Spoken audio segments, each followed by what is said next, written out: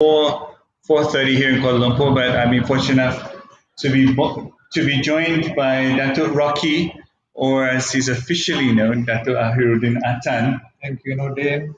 Hello, everyone. And we're in the middle of a wonderful thunderstorm. Yeah. So you'll hear that's not my wife throwing things around in the background. That's not some special effect from this building. It's outside the building. Yeah. Exactly. So, firstly, thank you, Dato, for joining us on a working lunch with Nordin. And usually we have lunch, but because of the hour, we've got afternoon tea. Well, we're doing coffee. And look at this. This is from Roberto's in Bangsa Shopping Centre. This is Panakota. Yeah. From Roberto's. Roberto's is part of the group. Okay. It's part of our group. Sent specially to Nordin Abdullah. Wow. Thank you, Roberto, if it's you. Or thank you to the Petro Group. And as you can see, Petro Group is sponsoring is hosting today's event. And of course, Dato, thank you for joining us. Thank you for inviting me. And I always get in trouble. Our guests don't get a chance to eat, so I'm going to start. I'll join you. Go ahead. Okay, that's some lighting right there. Actually, if you were here right now, you would have seen like 3 or 4 people duck. It was wonderful. So, Dato, the reason I really wanted to speak to you today is as someone who's really at that coalface of what's going on with Malaysian media scene. What is going on with the Malaysian media scene? We've seen in the last few years, a few companies have gone out of business, some big ones, and few have come up. What is happening there? And I also want to know what's going on with how media affects business and business affects media. What's going on there?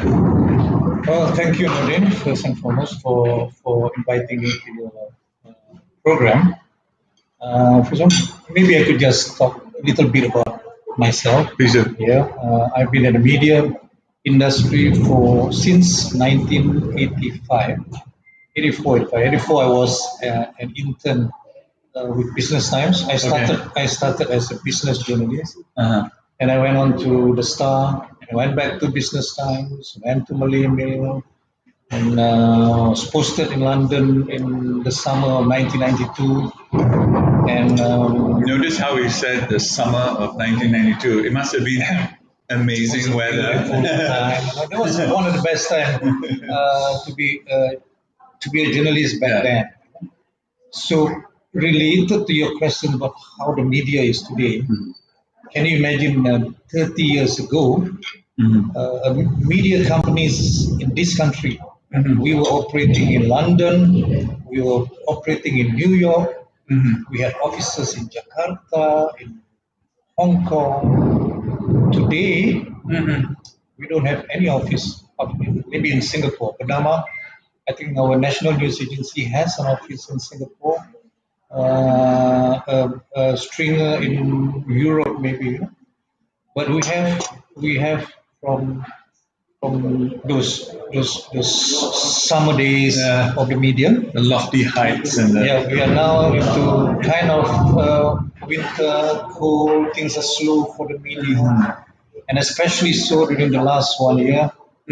Of course, we are as well as every other business in this country, except maybe for some glove makers and distributors of masks, and we all been suffering for the last 1 year, and the media has not seen such bad times ever. Okay, because I've gone through the 85 world crisis, the 98 financial crisis, then the run of the banks in the 2000.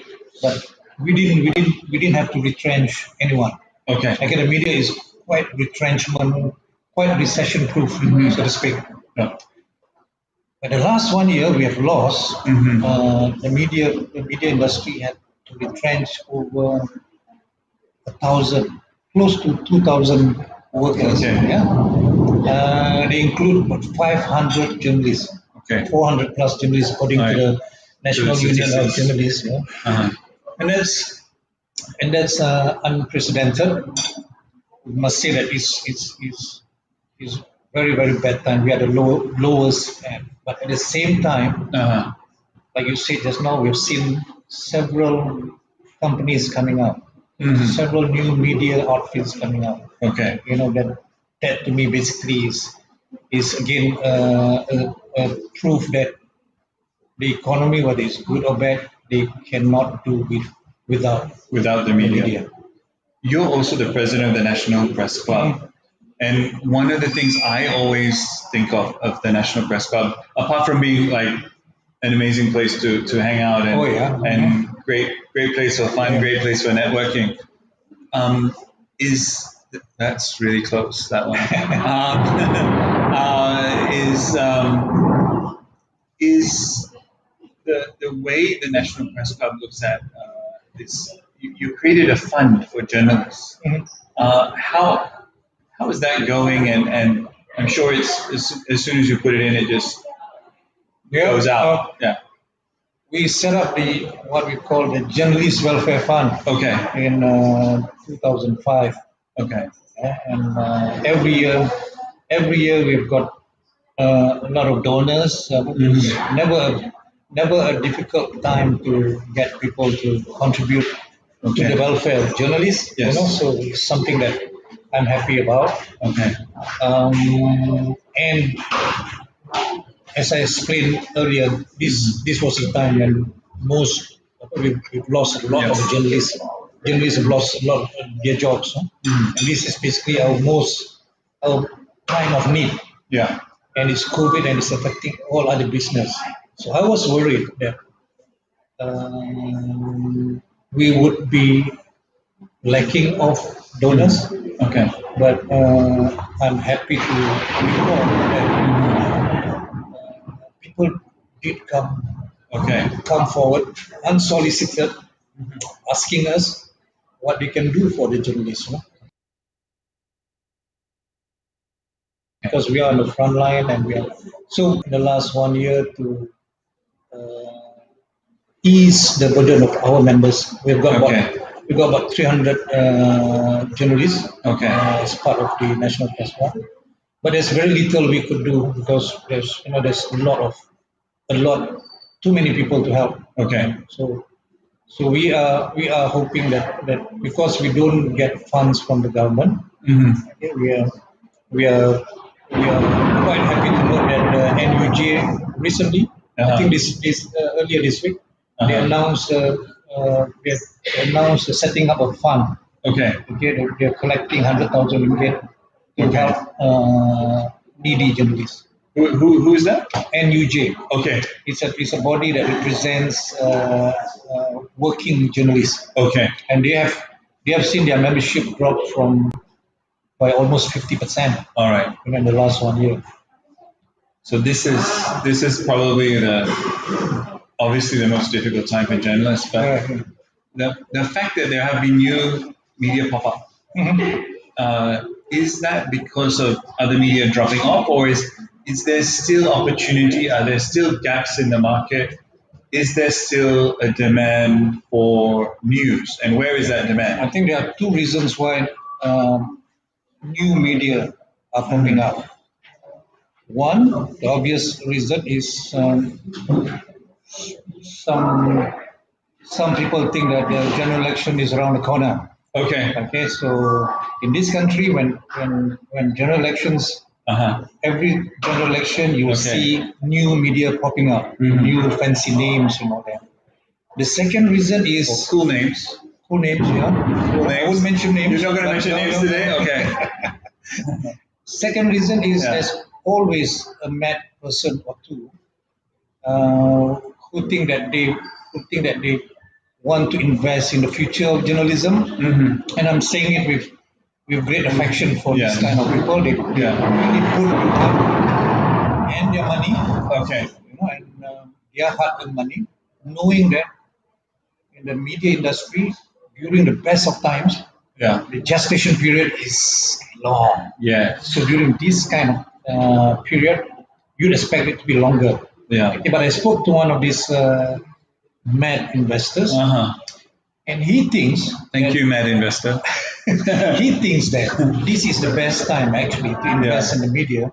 But he's just waiting for the economy to pick up again. Advertising money to start flowing back, and he'll be there with his new media, with his vision of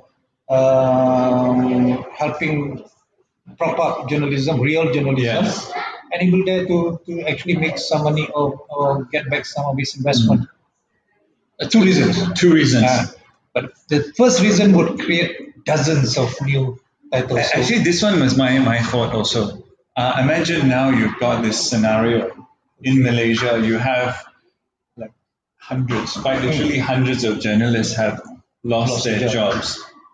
It's relatively cheap to start a website or a blog or a Facebook page or YouTube channel. Yeah, and all you have like quite literally hundreds of these people.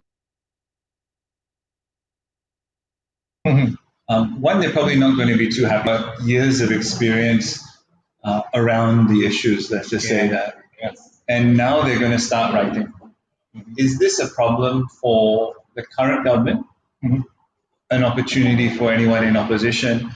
And the other thing that I'm thinking of is it a potential crisis point for businesses? Because some people may like, okay, I'm angry today, I'm going to write how bad the food is. And although it's awesome, by the way, where's my camera? Which one is my camera? It's awesome. I'm just like quietly finishing off this tiramisu, okay? By all means. Roberto's is doing well. I went down there the other day. You couldn't get a table. No, they said, so you have a reservation? And I'm like, what? What do you mean I don't need a reservation? I'm hungry. And then I looked in, it was packed. And I think it just goes to show that there's something about quality that works. Is that something that we need to see in the media right now? Sorry, go back to my first point before I distracted you with the tiramisu. Yeah, I'm distracted already, but I'll try and answer your questions. One, whether it's going to be a problem for the government. Yeah. Not necessarily so, because I can say that from what is happening out there, the number of portals that are coming out, the number of sites that are supportive of the government of today, the number is quite substantial. Okay, good. In fact, the governing or the ruling party has actually set up its own portal, which is not a secret, and it consists of professional journalists. So as a journalist, I do welcome this development because it's good for journalism. Yeah. But yes, there would be a problem if you have portals or angry journalists turning into bloggers, of which I was at one time. Were you angry? No, I'm not. No, you're not angry. I'm not angry. Yeah. But then again, this what happens when you feed journalists, okay? Give them food. That's what you're not eating, by the way. Drinks. but it's handling journalists is not rocket scientist. It's not rocket science. Yeah. Every company out there has every company worth its salt has people who are trained to deal with journalists. So it's the same thing. In today's media scenario, you will have trained communications people who deal with bloggers, Facebookers, and they are basically doing what journalists do, except they represent maybe themselves or their little portal instead of like Petra or Straits Times or the Star or Malaysia Kini. They're an organization. So that's the only difference. Excuse me. One thing I like is, this idea of citizen journalism is coming up, and it's wonderful to see. But on the flip side, I also like to see large media groups simply because I mean, not because I like big conglomerates taking over things, but what I like is they have a responsibility, and when they get it wrong, it's going to cost a lot of money. Mm-hmm. So if you've got nothing to lose, and then you just go and blurt some opinions out there, that's when things start to get messy. That is true too. But for someone like the Petro, NSC, or the Star Group, they're part of a bigger organization. They're part of, there's some history behind it. So it actually makes, in a sense, you will build into your process that integrity. Mm-hmm. Do you find that happening with all media groups in Malaysia, or are there some who need to catch up? Because I have it's a loaded question. Yeah, but I can see where you're coming from, and I know a loaded question when I hear one.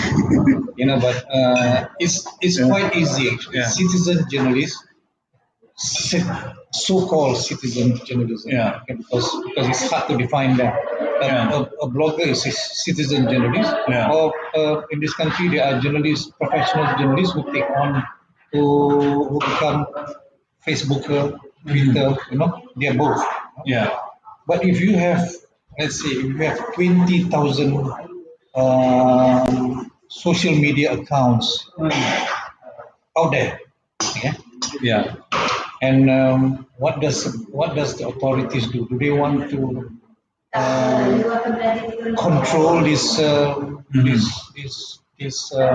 accounts, these citizen journalists, or do they find a way to just spell out certain guidelines, certain areas where, hey, you guys can contribute to the progress of your country, this country, But there must be an initiative to communicate with them, to engage them. What we have now is the absence of that engagement. You're not engaging individual bloggers. It's so possible because these guys, these people, the citizen journalists, they want information. Yeah. So why are we not providing them with information? Why are we reacting to their fake news, or why do we treat every citizen journalist as someone with an agenda against you, or against your party, or against a company? So it would help if we will take another look, a different view of citizen journalism. And we cannot assume that all established media companies, like that, or like that portal, I won't mention names. Exactly. You just because they are established doesn't mean that they do not hide an agenda that may not be beneficial to the country, or to the people, or to the truth. To the truth. I mean, this is where we want. I mean, this is really what we're after. I mean, for me, we won't mention the names, but there are some portals out there who are highly, well known, but they will take comments and turn them into stories, but they're not attributed to real people.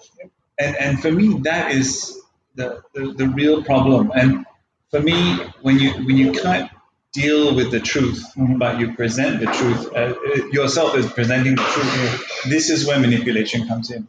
Correct. And I agree. And for me, now the question is, where are we going with the Media Council?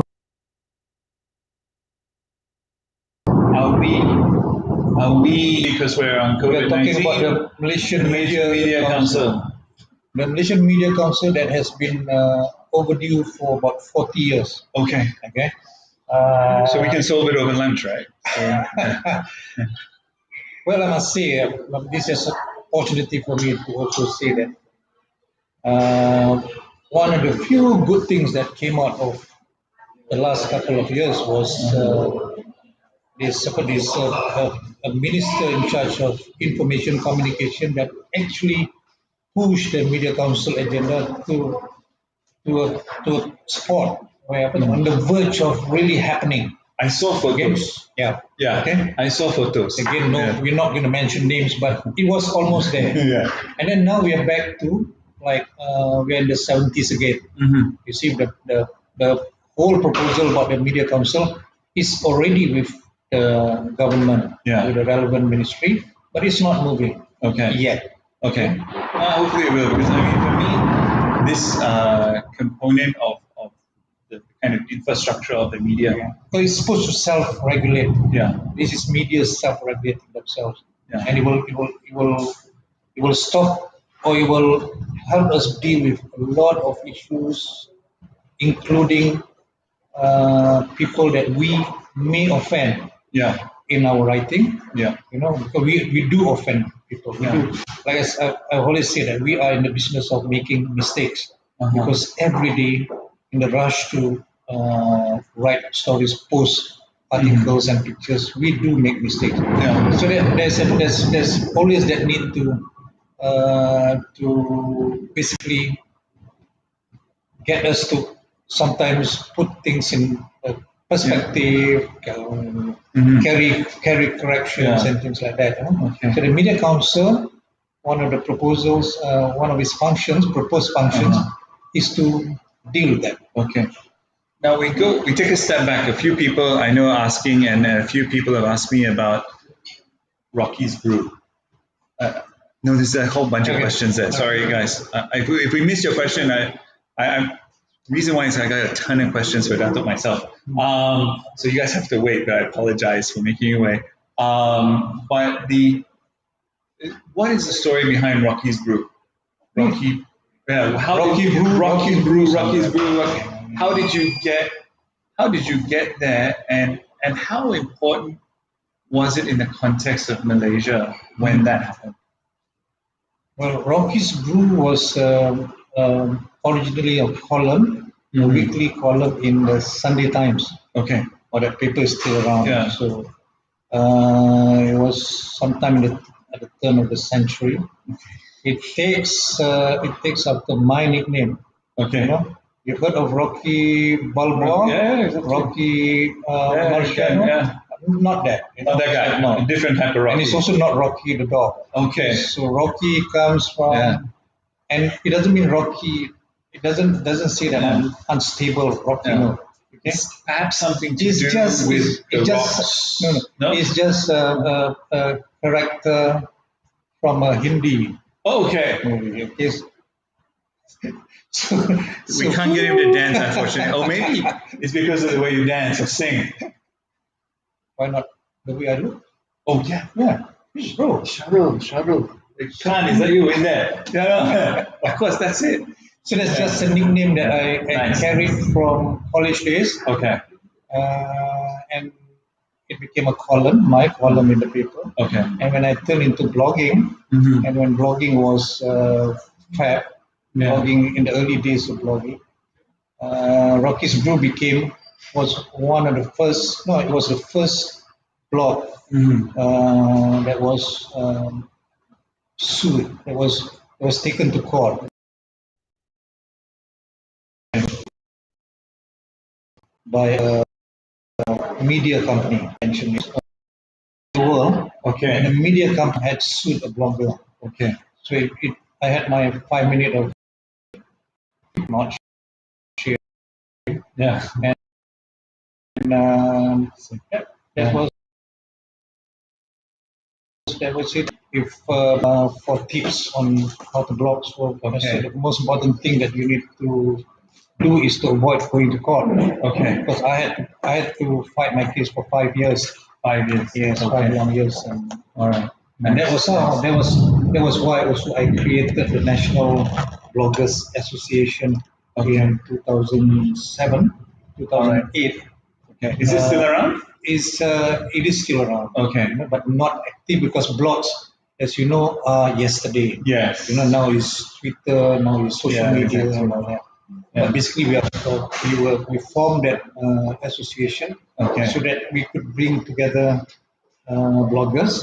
Okay. And also one of the aims was to try and inject journalism into blogging. Okay. Because bloggers were all around. Most of them were not journalists. Okay. So along the way we shared the ethics of journalism Okay. to our fellow bloggers. Okay, nice. I like that word ethics. That's the word I was looking for earlier.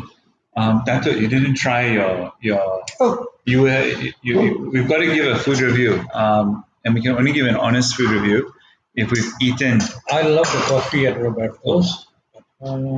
This one it's with passion fruit, which reminds me of Australia.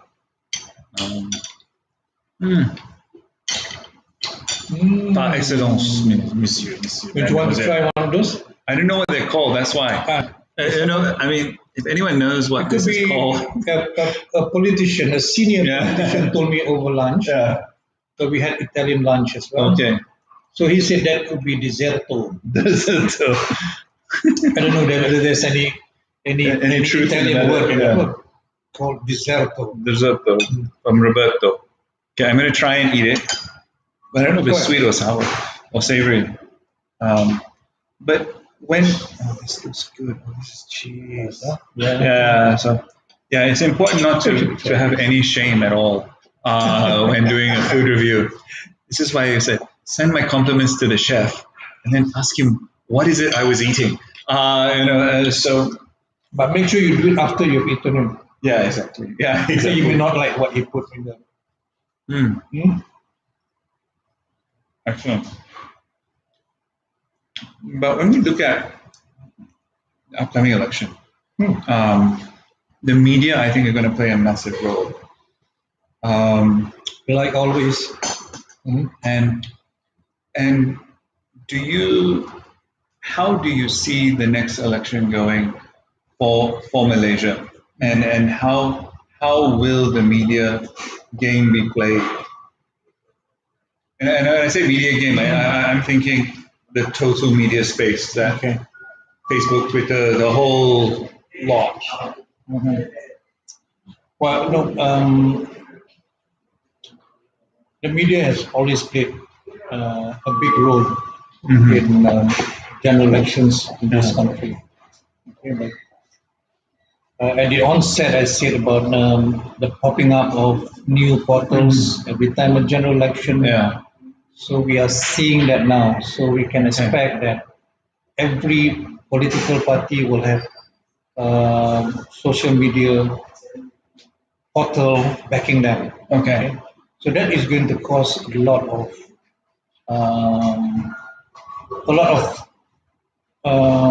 information over. You're going to have too much information out there. You're going to have misinformation out there. You're going to have a lot of fake news as well. Yeah. Okay. So we all know that, and I think the good thing is that I think Malaysian voters they are also aware that not everything that they read is true. Yeah. Okay, we have learned from the last general election and the general election before that. When there were news about blackouts and rigged votes and all that.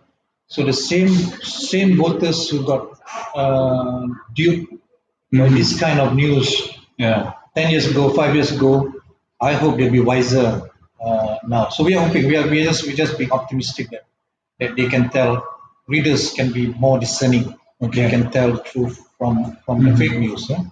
But other than that, of course, when we talk about general election, the government will always have the advantage in terms of getting space for their campaigns and all that.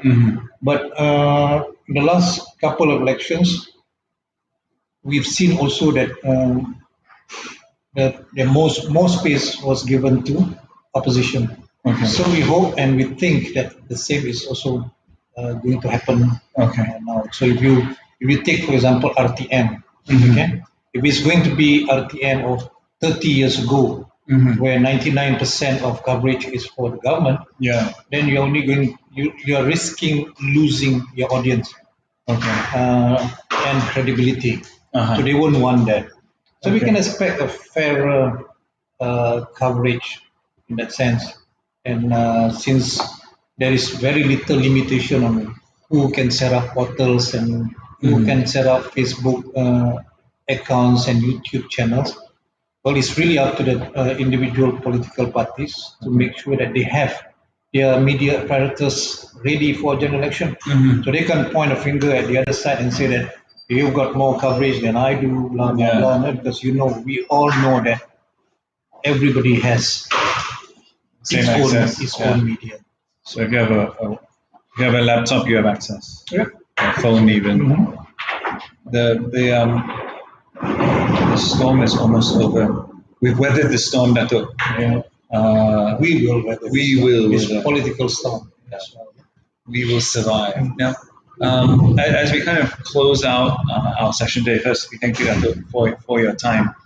And how do you see? Because we always like to talk about COVID-19 recovery.